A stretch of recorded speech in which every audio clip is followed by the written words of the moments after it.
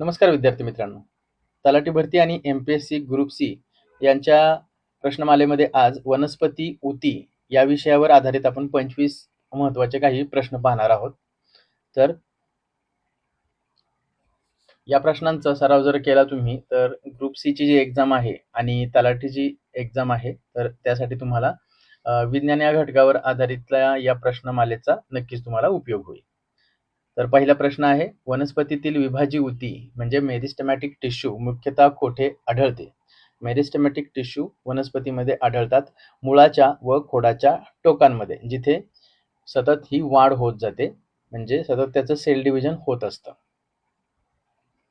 प्ररह विभाजी ऊती म्हणजे apical मेरिस्टेमॅटिक tissue चे मुख्य कार्य काय आहे?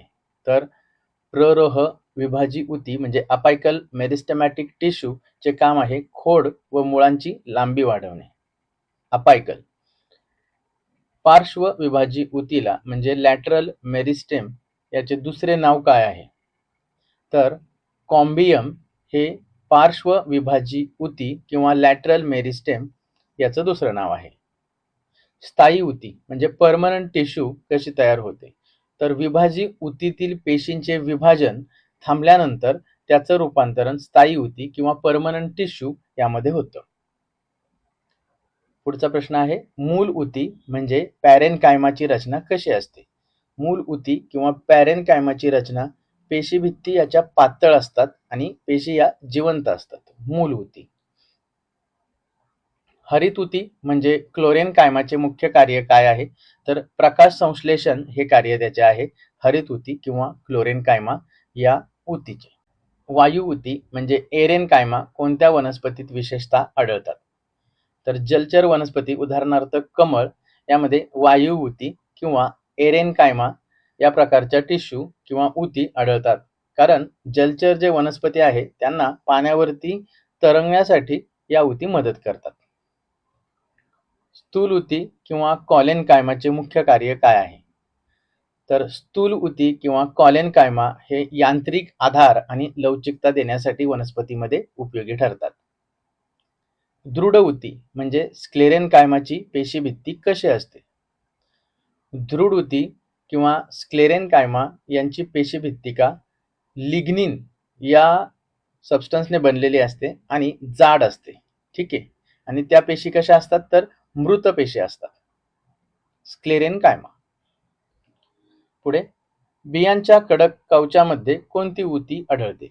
बियांच्या कडक कवचामध्ये दृढ ऊती म्हणजे स्क्लेरेनकायमा या प्रकारची ऊती आढळते. पुढचा प्रश्न आहे, जलवाहिनी ऊती म्हणजे झायलेम चे मुख्य कार्य काय आहे? जलवाहिनी ऊती म्हणजे झायलेम याचे मुख्य कार्य आहे पाणी व खनिजे यांचे मुळांकडून जे शोषण केलं जातं जमिनीमधून, तर ते शोषलेलं पाणी आणि खनिज प्रकाश संश्लेषणासाठी पानांपर्यंत पोहोचवण्याचं काम या ऊती करतात. कोणत्या? जलवाहिनी ऊती, आणि त्याला इंग्रजीमध्ये झायलेम असं म्हटलं जातं. जलवाहिनीतील वाहिनिका म्हणजे झायलेम ट्रॅकिड्स कशा असतात? तर त्या लांब आणि परिपक्व झाल्यावर मृत होतात. म्हणजे झायलेम या टिश्यू मधील हा जो पार्ट आहे ट्रॅकिड हा मृत पेशींचा बनलेला असतो. रसवाहिनी ऊती म्हणजे फ्लोएम चे मुख्य कार्य काय आहे? तर या ठिकाणी अन्नपदार्थ हिरव्या भागांकडून इतर भागांकडे वाहून नेणे म्हणजे काय?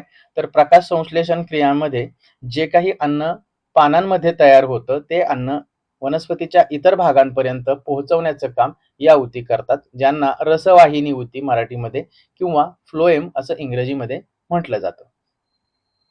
पुढचा प्रश्न, रसवाहिनीमध्ये खालीलपैकी कोणता घटक अंतर्भूत नाही?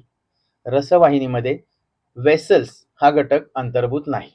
कॅम्पेनियन पेशी, सीव ट्यूब आणि सीव प्लेट या रसवाहिनी ऊतींच्या काही घटक आहेत. ब्लास्ट फायबर्स कोणत्या ऊतीतून मिळतात? ब्लास्ट फायबर या रसवाहिनी म्हणजे फ्लोएम ऊती याच्यापासून मिळतात. पृष्ठभागीय ऊती किंवा सरफेस किंवा त्याला दुसरं नाव आहे इपिडर्मल टिश्यू चे मुख्य कार्य काय आहे? तर पृष्ठभागीय म्हणजे सरफेस किंवा इपिडर्मल टिश्यू याचे काम आहे वनस्पतीचे संरक्षण करणे व बाष्पीभवन नियंत्रित करणे.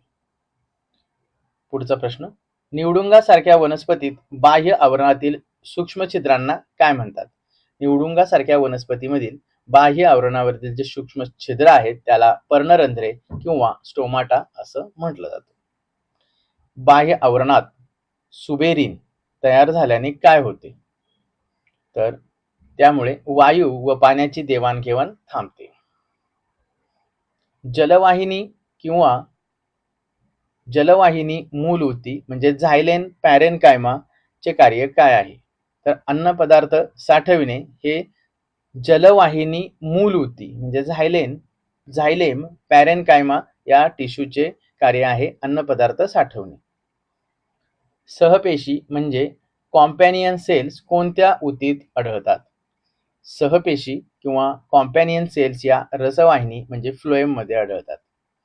वनस्पतींच्या पानामध्ये क्लोरोफिल असल्याने त्यांना काय म्हणतात?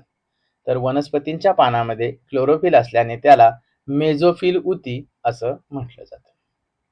खालीलपैकी कोणते टर्पेनॉइड प्रकारचे आहे?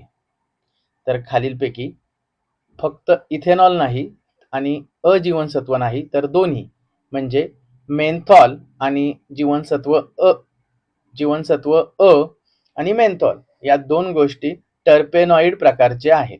म्हणजे हे बायोकेमिस्ट्रीच्या रिलेटेड आहे. तर मेन्थॉल आणि अजीवनसत्व याचं केमिकल कंपोजिशन जर आपण पाहिलं तर टर्पेनॉइड या प्रकारात त्या दोन्ही मोडतात. रक्त ही कोणत्या प्रकारची ऊती आहे? हा प्रश्न बहुधा येतो. तर रक्त ही कनेक्टिव्ह टिश्यू प्रकारची ऊती आहे.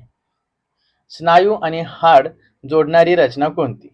स्नायू आणि हाड यांच्या जोडणाऱ्या रचनेला टेंडॉन असं म्हटलं जातं. मेद ऊती किंवा ॲडिपोज टिश्यू कोणते कार्य करते? तर मेद ऊती किंवा ॲडिपोज टिश्यू मेदाचे संश्लेषण, संग्रहण व चयापचय करण्याचे काम करते. तर हे झाले 25 प्रश्न वनस्पती ऊती या घटकावर आधारित. तर व्हिडिओ कसा वाटला मित्रांनो? नक्की सांगा. आवडला असेल तर लाईक करा आणि आमच्या चॅनलला सबस्क्राईब करा. भेटूयात पुढच्या व्हिडिओमध्ये नवीन घटकावर प्रश्न घेऊन.